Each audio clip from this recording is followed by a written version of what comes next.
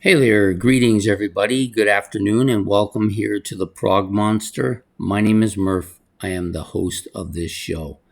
So we're back with a series that I started yesterday, which is my 5 favorite albums featuring Neil Young.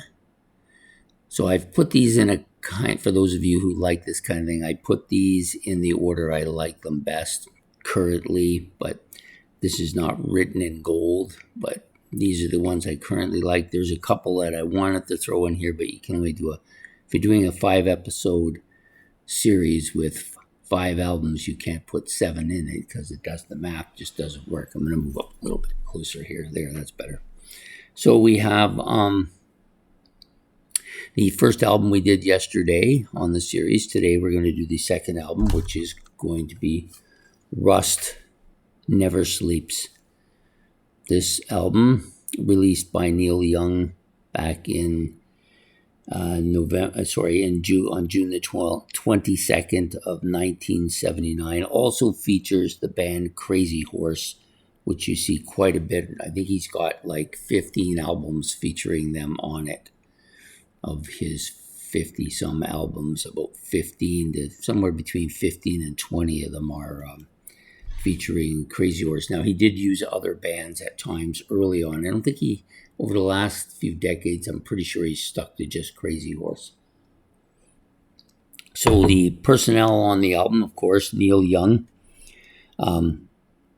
Nicolette Larson, Joe Osborne, and Carl T. Himmler. Those are the regular members of the band. Plus, you also have the members of Crazy Horse, which are Frank Sampedro, Billy Talbot, and Ralph Molina, also on here. So it's at times a pretty heavy album for Neil Young, I think. The opening track, Hey Hey My, Hey Hey Out of the Blue. And then it's a little bit heavier on Into the Black, which is the last track. And you get 7 tracks in the middle. Also featuring The Thrasher, which is a really solid song. I always like this particular track. I'm glad he threw it on this album. Ride My Llama's on here. A couple of songs from Chrome Dream on here. Pocahontas and Powderfinger. 2 of the stronger tracks on that album, so he put them on this album since he never released that album. Welfare Mothers is really good on here as well. Sedan Delivery is kind of an interesting track, and Sail Away is the other track. Ride My Llama was the other track too. My favorite particular one that he does on this album is Powderfinger. I like it a lot, although I almost went with Thrasher. I have to admit, I like both those tracks a lot. And of course, the Bookends, I like them as well. This is a pretty strong album. It's got a little more grit to it than yesterday's album, which was more of an acoustic masterpiece. This one is more of an electric showboat, although you do have some acoustic stuff on here too. But it's the electric stuff that kind of stands out a little bit for me. When you're listening to the album, it's kind of heavy. Now, he also does Rust Live, which is a good album, doing quite a bit of this stuff. I think he actually does all the stuff on here, but I'm not 100% sure of that. Anyways, this is a really good album. If you like the heavier aspect of Neil Young, you're going to like this one probably quite a bit more than some of the more acoustic stuff.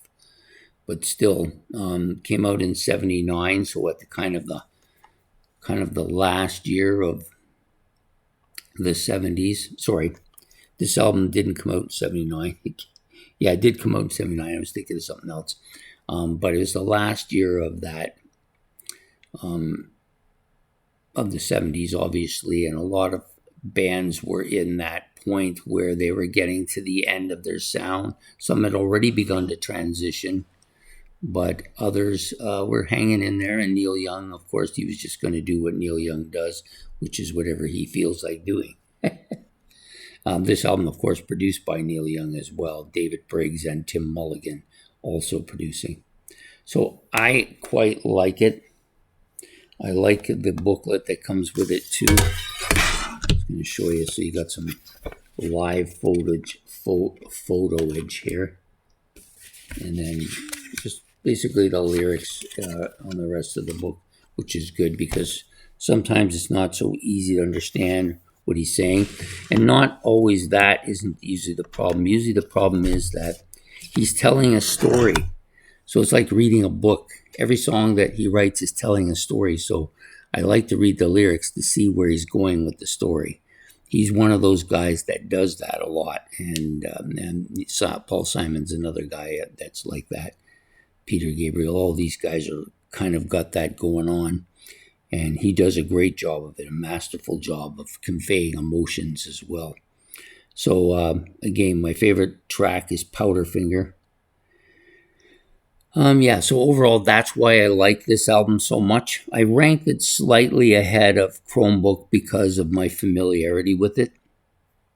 Quite a bit more familiar with the album itself. Now, the tracks on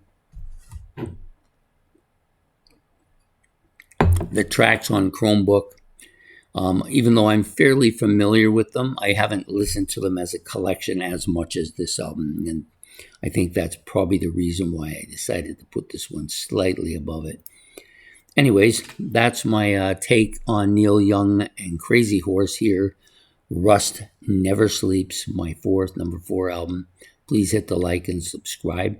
If you want to make any comments about this album or the band or Crazy Horse or anything I've said, you can do that in the comment section below.